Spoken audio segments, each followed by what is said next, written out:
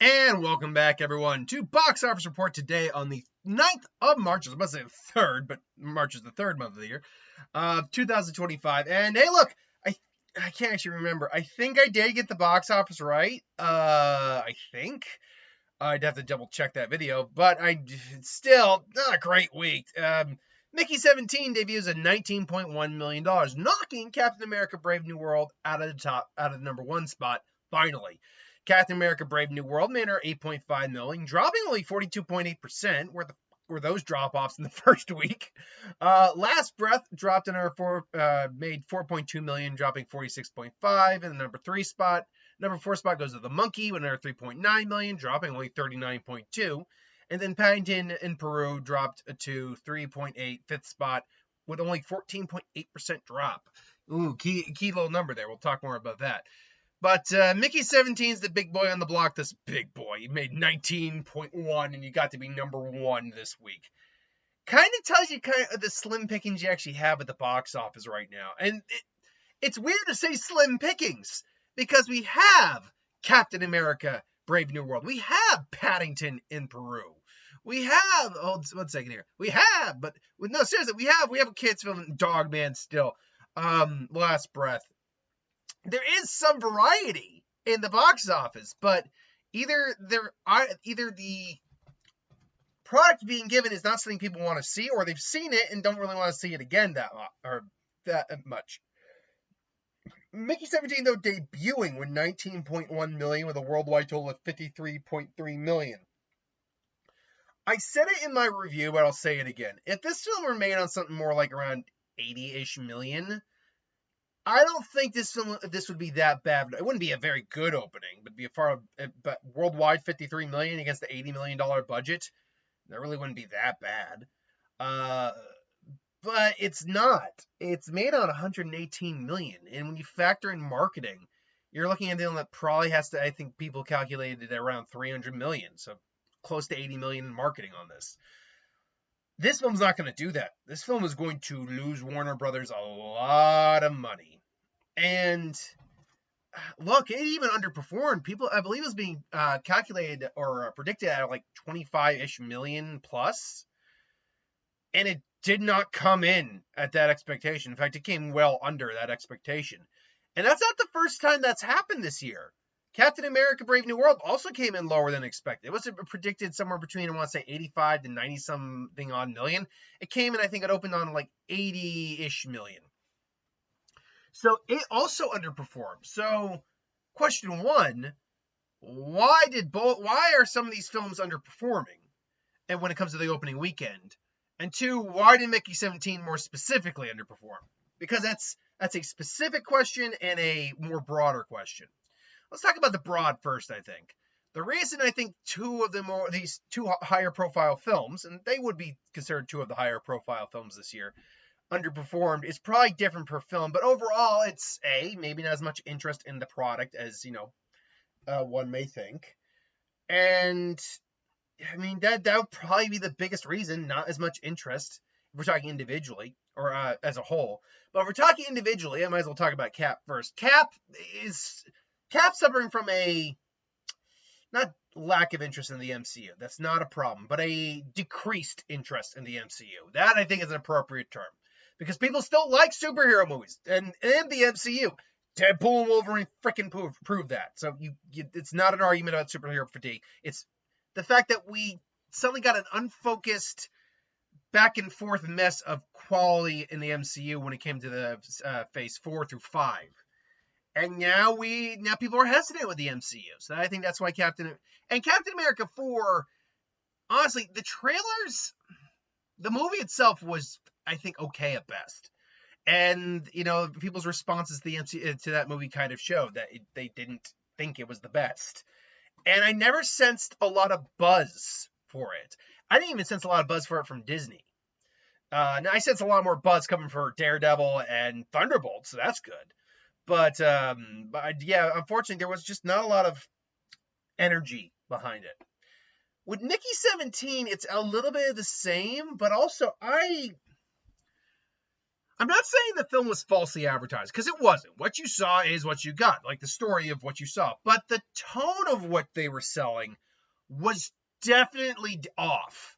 The tone of the trailers was not the entire tone of the movie. We still got some of that wacky zaniness, certainly, but I heard someone put it best why it felt off. It was a little unfocused. It was kind of just meandering at points, and then it's like, oh, we're doing something, but now we're gonna meander more. Like, we're doing something. Like, what?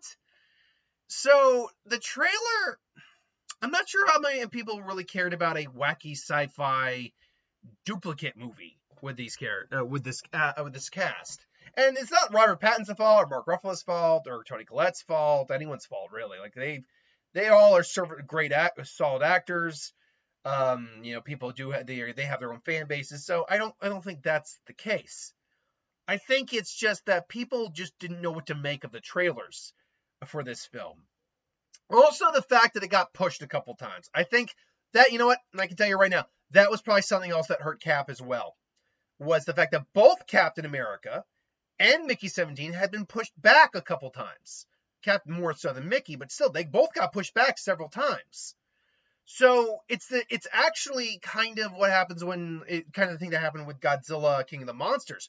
We got that first trailer for Godzilla King of the Monsters like a year and a half before the movie came out, and it was great. It was an awesome trailer, and then we just kept seeing it and seeing it. It's like, oh, when is this coming out? Oh, it's coming out. Okay, and there's another trailer. Okay, okay. Now I was still down for it. I was still there opening night. I love that movie, but I really do actually enjoy that movie quite a bit. But it's still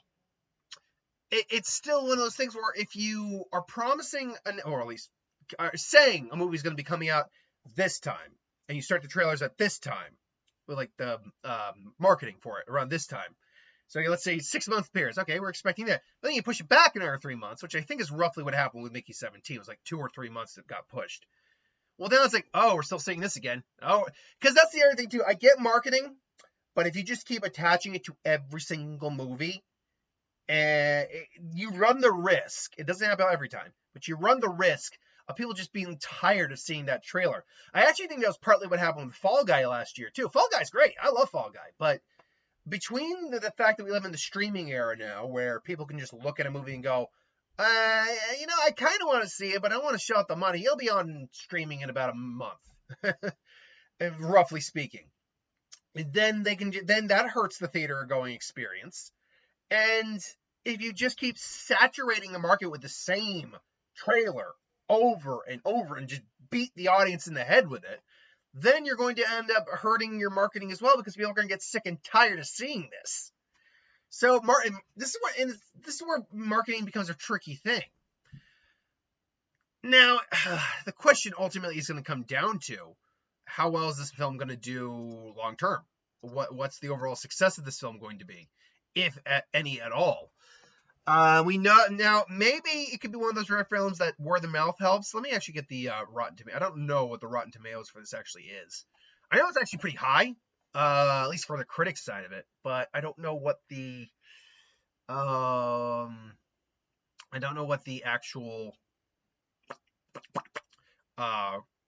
audience. I don't know what the audience thought. So let's see here now. There's Black Bag. Novogaine's got good reviews. That's good, because I'm seeing that there later this week. I actually could have seen it yesterday for an early release, but I was actually, in hindsight, given what was going on, I probably should have done that, but whatever. So Mickey 17 has a 78 from the critics and a 73 from the audience. Here's how you know you might have screwed up somewhere. Captain America: Brave New World, a movie that's rated far lower critically, has a better audience score. Not by a huge margin, but by 6%. It's not small. Than Mickey 17. And 73 is not a bad number. Let's be clear. But when you're talking about your repeat value, rewatchability, when you, how your long-term box office, at least domestically, is going to look, you want that number to be somewhere more in, like, say, the 80s or, in a lot. Film I wanted to see but couldn't find a showing. Same with Zoopocalypse, by the way. Couldn't find a showing for that. You want something like Rule Breakers or Last Breath in the 90s, or at the very minimum in the mid to high 80s. 70s is good, but that does we saw what the second weekend for Cap looked like. And speaking of which, we'll pretty much be talking about that next. What that looked like. So go away, these freaking ads. I don't know why they're not showing up as much as they are. So yeah, you definitely need higher numbers in order to have better long-term legs. But either way, I mean, Captain America, as terms of weekend to weekend, what? I do not understand why that ad starts showing up. It's God. What? Go away. Go. I'm killing you. I'm killing you with that L. Go away. You know what? Don't put that there for show and then you assholes. Anyway, yeah, okay, so yeah, it did open on 88 million with 100 for the President's Day weekend. Great, wonderful. It dropped 68.3%, but then ironically, it dropped less than 50 both weeks afterwards. So I don't know where this is. You know what it is? You know what it ultimately comes down to, I think? Is that initially people were like, "Nope, I'm good," and it wasn't that good. We saw it, whatever. Okay, but then nothing else was coming. Then nothing came out the second week, and it's like, well, whatever. But then they realized nothing came out the next week or the next week. So like, well, okay, I guess it's the only thing in town, and it wasn't that bad. So let's go see it again. Which is good, but also, as we can see here, not good. Now, I said last week, if this film isn't over 380 by this week, I'm calling it, and I'm calling it. This film is not making its money back. Now, it didn't lose all of its money. In fact, it didn't even lose that much of its money. It took a hit. It did. And if I were to say how much it's going to lose, if we're doing the basic math, it's at 280, and he's making 420. Right now, it is, let's see here, 1, 12, a little like 12.5 or something like that. So you're looking at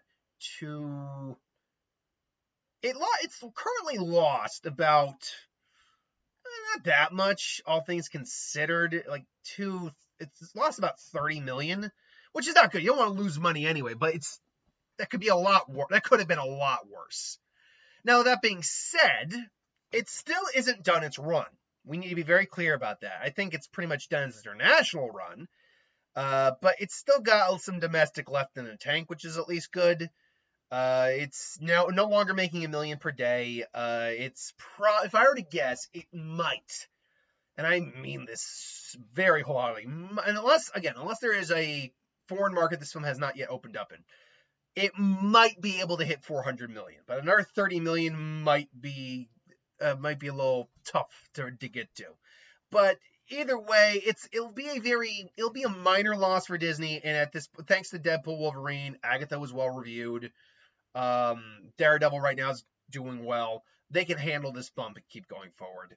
It's not we'll have a much better idea of how good of a state Marvel is in once we hit Thunderbolts and Fantastic Four. If those two films are able to knock it out of the park, we can now say, and Daredevil finishes strong. We're only 2 in, but if Daredevil finishes strong, then we can honestly say, okay, they're back. They got the consistency back. They're on a roll now. But if Thunderbolts comes out and is not as good as it looks by a large margin, which sucks because it really looks good,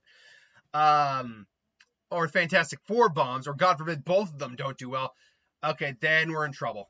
Then we got a problem. But right now, I'm not going to worry too much. It didn't even, and like I said, it wasn't like this was the worst film Marvel ever put out. It may be in like the bottom 10. In fact, I definitely would say bottom 10. And that's a bottom 10 out of closing in on 40 films.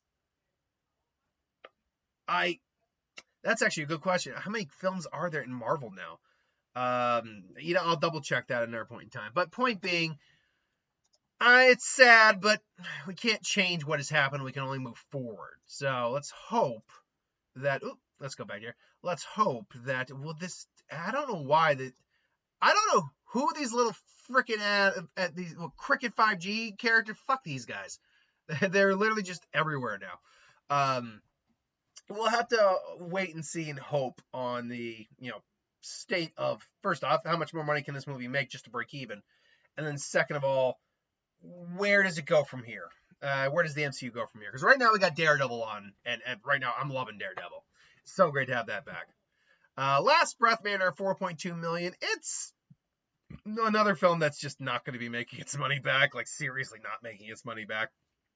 Barely 15 million. I mean, round it up, it's 15 million, but still, this film's made like I think 20 some odd million. Something along those lines. I can't remember off the top of my head. I know it's way more than what that is. Not to mention a small marketing budget, but still a marketing budget. So why did that not do well? Well, because A, it was barely marketed. True event stories don't historically have the best track record of box office or interest in them. Doesn't matter how good they are, honestly. No, that is not true for everything. Obviously, things like Lincoln did very well. Hacksaw Ridge did very well. Oh, there are plenty of real event movies that work, but they usually are centered on a figure. Like Bohemian Rhapsody did fantastic, but it was centered on David Bowie and Queen. Titanic, obviously, one of the highest grossing films of all time. But yeah, usually they're a lot more popular of a scenario. Something that a lot of people know, and it's in the zeitgeist compared to that. So that might be why. I'm speculating. The Monkey Man at 3.9 million. It stands at 45.7 million, which is good because that pretty much puts it at the break-even point, if not even in a little bit of the profit range. Which means it will end up making just a little bit of money. I mean, not going to make a huge amount, but it will make some money. And good for it. I had a fun with that film. It was a fun, entertaining time. Go away, ad. Ugh. People might be saying, you should get an ad blocker. Yeah, maybe I should. But, who has the time? Anyway, Paddington made there 3 some odd million, 175 million points or $0.7 million. This actually isn't good. Movie's made on 90 million. Assume close to 50. I wouldn't say a full 50 million, but probably like 40 million in marketing. I mean, we really didn't get much in terms of different trailers. So 30 to 40. I say about 40. That's probably right. Even if I did 30, and so only 120, it would just barely be breaking even now. But even if I do 130 for the 40 million, it's still got to hit like 190 to break even, 195-ish, something like that. Or no, actually it has to hit, 195. So it's still got 15 million hypothetically to go, roughly. I don't know if it'll do it, and it's the lowest grossing of the Paddington franchise, unless it's got some other international markets to be opening up in, which I don't think it does. So the question becomes, why did this become the lowest grossing one of the franchise? And I think I've been asking this question every time we talk about it and bring it up, but it is something to think on because the other two made well past this. 200, I think 300 for the second one. So why did this one come up short? Well, I think I mentioned it last week, but I think it came down to time between the movies. The second movie came out only like 3 years after the first movie. This one took, I think, like 7 some odd years to come out afterwards. That's a long time in Hollywood. And yeah, I think you just didn't strike while the iron was hot. I really think it just came down to it. So while it's still enjoyable, still very delightful, entertaining, heartfelt, it just kind of lost its way. And just way too long. Dogman at 3 some odd million, almost 120 million. Dogman is a profitable movie, so good for Dogman. I don't really have anything negative to say on Dogman. It was fine for what it was. And now it's pretty much just now reaping the rewards of nothing else really being available in theaters. Anora still hanging around here because it is the Best Picture winner and Best Actress, Best Director, Best Writing, I think it was, editing. Made 46 million, and I believe it was made on a really low budget, so good for it. Mufasa under 1.7 million. Somehow this film keeps hanging around. It is very impressive, actually. $709 million. I mean, it's done. It has done its run. This is literally the fumes left over, but it is done. All these films opened up with not a lot. Rule Breakers and In the Lost Lands both opened up domestically. Oh, there was a little international release for In the Lost Lands. Not much to say there. Night of the Zoopocalypse, though, did get an international release. It has 3.8 million. It doesn't really matter, though. There was no showing for me to see. Sorry. I know someone had asked, but I don't know what streaming platform that would come to if it came to, because it's Viva Pictures. I don't know what streaming platform that would come to. So if if it comes to, say, like Peacock, it's probably not coming to Disney Plus, but it comes to like Peacock or something, or HBO maybe. And maybe I'll do the Ruby Gillman thing and watch it down the road, but otherwise, obviously, I can't watch it. Sorry. Then it's just a lot of movies just kind of, what's the best term? Oh, excuse me. A lot of movies just like scraping by their last breaths. Wicked's in 112 theaters. It's still made 55 grand, so good for it. I was good with that first showing, but I wouldn't have minded seeing it again, maybe with someone else, just to get their take on it. Love Hurts, man. Poor Ki Hu Kwan, man. He deserves so much better. The movie couldn't even make its budget back. And thank God Novocaine has a much better score than this, because I get a weird similar tone from that movie, from Love Hurts. So good thing it's good thing. Sonic's also pretty done. I mean, all these films, there's really nothing else to them. Moana made a little bit more, but not enough to get to the next all-time spot. Becoming Led Zeppelin's running low. Complete Unknown is at 120 million. Still didn't make its money back, but because of the Oscars and Best Picture races, all that, still did fine. Apparently, Riff Raff is a new film with Pete Davidson, Bill Murray. Because I just watched his Hot Ones, which he was promoting it. And Bill Murray's like the man, just like didn't even flinch. Whereas Pete Davidson's is like, yeah, I had Crohn's disease. I had black burning shit. Hard Eyes is like at 32 million. Unbreakable Boy made a little over $500,000. One of Them Days, almost $750,000. It's profitable, barely, but it's profitable. It's really just kind of another lackluster week. We're really not going to get another really solid week at the box office. Not even Novocaine is going to be making a really good solid week. Opus is probably only going to get minimal, really, even though it says wide, it's probably not going to be in the top 5. Although the top 5 is now looking very sparse in terms of the amount of money in it. Black Bag is probably not going to, it's definitely not going to be number 1. Novocaine will be number 1 next week. In the Empire, that's probably not even going to be registering in the top 5, because Small Village in northern France is the battleground for undercover extraterrestrial knights. Look, if there's a showing, I will freaking be there, because that sounds awesome, but I doubt there will be. There wasn't even a showing for Zoopocalypse or In the Badlands. That was the name of the movie, right? In the Badlands? In the Lost Lands. So, I doubt there will be a showing for it. Yeah, but again, Novocaine, that's going to be number 1 next week. I have no doubt about that. I also have no doubt that Mickey 17 will probably still be number 2. But after that, it gets a little tricky. Opus and Black Bag could. I think Black Bag is probably going to be the bigger wide release, just because of how wide the actors involved. Michael Fassbender, Cate Blanchett.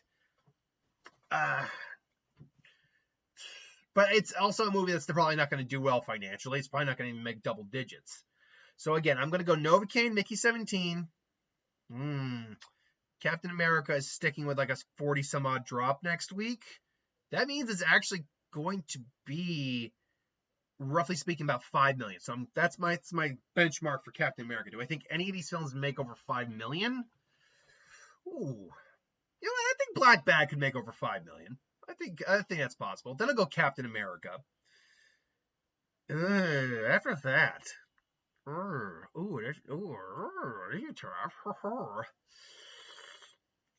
I'll go, based on these numbers, I'll go Paddington. Although Paddington's losing a lot of screens. And it still only dropped 14.8%. If it hadn't lost screens, it probably would have been up this week.